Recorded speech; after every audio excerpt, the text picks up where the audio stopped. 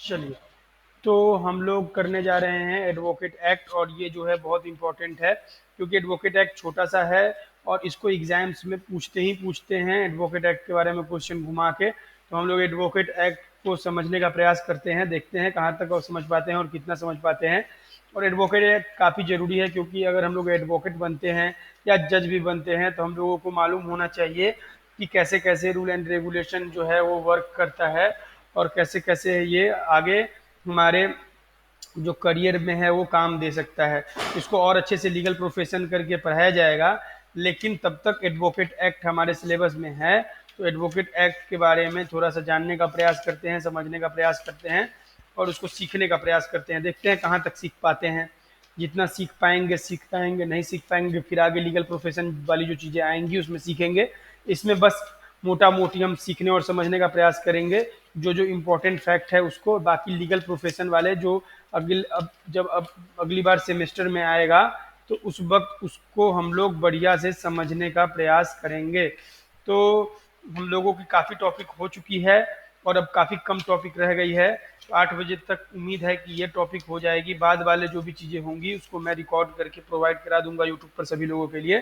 तो आप लोगों का ऐसा हो ही नहीं सकता है कि जूरिस्प्रूडेंस के टॉपिक छूट जाए। मैं हर एक टॉपिक को कंप्लीट करा दूंगा जो जो इम्पोर्टेंट है, जिससे एग्जाम में क्वेश्चन बन सकते हैं।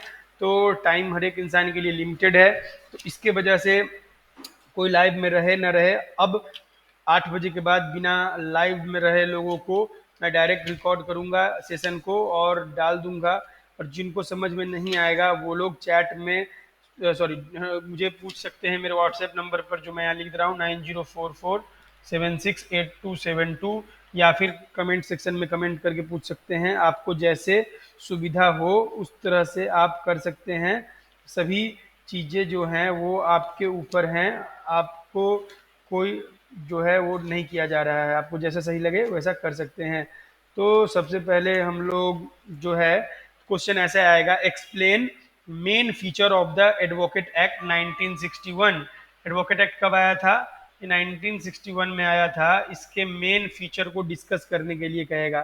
ठीक है, तो कैसे आप इसको डिस्कस करेंगे? तो ये दो पार्ट में इस तरह की क्वेश्चन होंगी जो एक क्वेश्चन 10 नंबर का हो सकता है और इसके अलावा और भी कोई क्वेश्चन हो सकते हैं वो 10 नंबर के हो सकते हैं। तो पहले हम लोग एडवोकेट एक्ट के बारे में जानते हैं। तो एडवोकेट एक्ट जो है जो कि 1961 में लाया गया था ताकि रिकमेंडेशन किया जाए ऑल इंडिया बार एसोसिएशन द्वारा। ऑल इंडिया बार एसोसिएशन जो बना था, जो एडवोकेट को कंट्रोल करने की कमेटी थी, ऑल इंडिया बार कमेटी, इसको ऑल इंडिया बार एसोसिएशन के नाम से भी जानते हैं। तो ऑल इंडिया जो बार कमेटी थी वो हैंडल करने के लिए बनाया गया था। और इसमें जो भी चीज़ें हैं ये बनाई गई थी ताकि इसको इसको ये एक्ट जो था उसको अच्छे से अमेंड करके लाया गया था। पहले अलग अलग जगह के लिए अलग अलग चीज़ें कर चलती थी, लेकिन पूरे इंडिया के लिए एक चलाने के लिए एडवोकेट एक्ट बनाया गया ताकि पूरे इंडिया में ये वैलिड हो। और ये जो है अमेंड करके ये लाया गया। और कैसे लोग प्रैक्टिस करेंगे, प्रैक्टिशनर जो लोग, लॉयर को भी प्रैक्टिशनर बोलते हैं ना, लोग बोलते होंगे एडवोकेट के हम प्रैक्टिस कर रहे हैं। कैसे प्रैक्टिशनर्स, जो भी प्रैक्टिशनर हैं जो लीगल लॉ में प्रैक्टिस कर रहे हैं, उनको प्रोवाइड किया जाए चीज़ों को। तो स्टेट बार काउंसिल और ऑल इंडिया बार काउंसिल दो चीज़ें बनाई गई। ऑल इंडिया बार इंडिया कमेटी के मद्देनजर रखते हुए क्या क्या बनाया गया? एक बनाया गया स्टेट बार काउंसिल और एक बनाया गया ऑल इंडिया बार काउंसिल।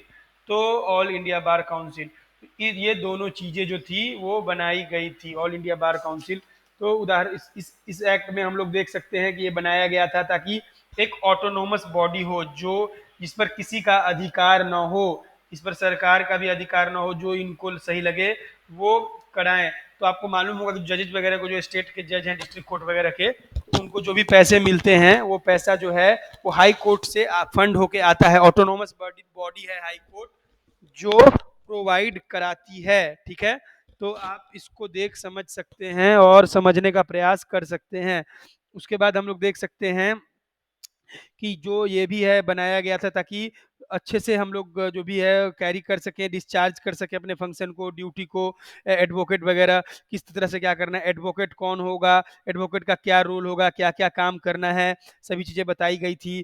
और जो भी लीगल प्रैक्टिशनर एक्ट जो था, लॉयर्स के जो क्लासिफाइड थे, उसमें अलग-अलग प्रकार की चीज़ें थी। पहले एडवोकेट को वकील भी बोला जाता था, इंग्लिश में वकील टर्म था जो इस्तेमाल होता था, और वो आज भी चलता है, लेकिन वकील टर्म वगैरह को ख़त्म कर दिया गया है, स्क्रैप कर दिया गया है।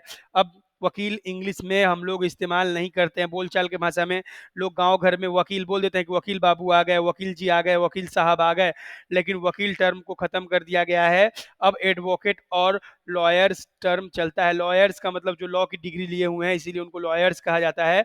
जो इंसान लॉ की सिर्फ़ डिग्री लिया हुआ है, या लॉ पास आउट है, या लॉ पढ़ भी रहा है, उनको लॉयर कह सकते हैं। और जो बार काउंसिल का एग्ज़ाम पास कर लेगा, जो ऑल इंडिया बार काउंसिल का एग्ज़ाम होता है एडवोकेट वाला, तब वो एडवोकेट कहलाएगा, नहीं तो वो एडवोकेट नहीं कहला पाएगा। तो लॉ की डिग्री है, इसीलिए लोग बोल देते हैं कि ये हमारे लॉयर हैं, लेकिन ठीक है, बोलचाल की भाषा में चलता है, लेकिन एग्ज़ैक्टली उनको हमको एडवोकेट बोलना चाहिए। सारे टाइटल हटा दिए गए थे, उसके बाद जो भी थे ये जो वकील वगैरह के टाइटल हटा दिए गए, बस एडवोकेट रखा गया। और इसी एक्ट में सारी चीज़ें बताई गई हैं, और इसमें बताया गया है कि सीनियर एडवोकेट क्या होंगे और अदर एडवोकेट क्या होंगे। सीनियर एडवोकेट जो होंगे वो अपने मेरिट के अनुसार होंगे, अपने एज के अनुसार होंगे, प्रैक्टिस के अनुसार होंगे, इस तरह से है, उनके मेरिट के अनुसार पर उनको बताया जाएगा। कैसे बताया जाएगा? उसको मेरिट के अनुसार बताया जाएगा। उसके बाद इसमें यही कहा गया है कि जो भी एडवोकेट एक्ट है, उसमें एडवोकेट के पास राइट होगा कि वो कहीं पर भी प्रैक्टिस कर सकते हैं, पूरे ऑल इंडिया के कोर्ट में उनको रोका नहीं जाएगा। और आर्टिकल 32 में एडवोकेट एक्ट का आर्टिकल 32 इनको पावर कर देता है कि एडवोकेट जो हैं उन जिनका नाम रजिस्टर्ड है, वो कहीं पर भी अपना केस लड़ सकते हैं, सुप्रीम कोर्ट में भी लड़ सकते हैं, लेकिन एओआर एडवोकेट ऑन रिकॉर्ड से पहले उनका केस जो है वो कराना पड़ेगा रजिस्टर। एओआर से इसलिए कराया जाता है ताकि एओआर को अच्छे से नॉलेज है, क्या रजिस्टर करना है, क्या रजिस्टर नहीं करना है, उनको मालूम है। तो इसीलिए पहले एओआर से करा लेंगे, फिर अपना केस वो कहीं पर भी किसी का भी केस लड़ सकते हैं। तो ये एडवोकेट एक्ट में बताया गया था। और एडवोकेट एक्ट में बताया गया है कि एडवोकेट के पास जो होगा को डिस्क्रिशन होगा कि वो जिस भी कोर्ट में करना चाहे करें, कोई रोक-टोक उनको नहीं लगाया जाएगा। कोई भी इंसान अपने घर वाले कोर्ट में करे, घर के बगल वाले में या बाहर वाले में करे, तो ये सब पहले नहीं था। तो ये सारे एडवोकेट एक्ट ने उनको परमिशन दे दिया है। और उनके पास बहुत सारे प्रोविज़न होंगे, जो एडवोकेट एक्ट में अगर वो मिसकंडक्ट करते हैं, तो एडवोकेट एक्ट में बहुत सारे प्रोविज़न लिखे गए हैं, जिसके आधार पर मिसकंडक्ट करने पर उनको सज़ा सुनाया जाएगा। बार काउंसिल उनको पनिश कर सकता है उनके कंडक्ट के लिए। बार काउंसिल जो है, कुछ मिसकंडक्ट करते हैं, लोगों के साथ कुछ गड़बड़ घोटाला करते हैं, तो उनके खिलाफ कार्रवाई किया जा सकता है। इंडियन एडवोकेट एक्ट जो है, उसका स्कोप क्या-क्या है? तो इंडियन एडवोकेट एक्ट का जो स्कोप है, वो बार काउंसिल के द्वारा बनाया गया है, और उसका स्कोप ये है, बार काउंसिल का जो इलेक्शन वगैरह होता है, उसके मेंबर जो बनते हैं, उसमें प्रेसिडेंट बन सकते हैं, वाइस प्रेसिडेंट बन सकते हैं बार काउंसिल के। जब आप एडवोकेट बन जाते हैं, उसके बाद वाइस प्रेसिडेंट बन सकते हैं। और कोई भी डिस्प्यूट अगर आता है, तो उस इलेक्शन को लेके, तो बार काउंसिल का जो डिसीजन होगा वो फाइनल होगा, और इसके ऊपर कहीं आप नहीं जा सकते हैं। बार काउंसिल के डिसीजन को आपको मानना पड़ेगा। सैलिएंट फीचर क्या है इसके इम्पोर्टेंट फीचर ये है कि जो ये एक्ट है, सभी एडवोकेट को कहता है कि आप अपने आप को इनरोल कराइए एडवोकेट एक्ट के थ्रू, कि आप, हाँ, आप एडवोकेट हैं, एग्ज़ाम दीजिए, पास हो जाइए। एक एग्ज़ाम होता है ऑल इंडिया बार एसोसिएशन का, जिसमें आप बेयर एक्ट वगैरह भी लेके जाते हैं, ओपन बुक एग्ज़ाम होता है। तो इसमें पूछा जाता है, तो आपको एडवोकेट एक्ट बोलता है कि आप तभी एडवोकेट बन सकते हैं जब आप अपने आप को इनरोल कराएँगे। अगर आप इनरोल नहीं कराएँगे, तो आपको नहीं एडवोकेट माना जाएगा। और कोई भी एडवोकेट जो है, वो इनरोल नहीं करा सकता है खुद को एक से ज़्यादा स्टेट काउंसिल में। यानी आप एक ही स्टेट के जो हैं काउंसिल के मेंबर होंगे, और आपको टाइम टू टाइम एक जगह से दूसरे जगह ट्रांसफ़र किया जा सकता है।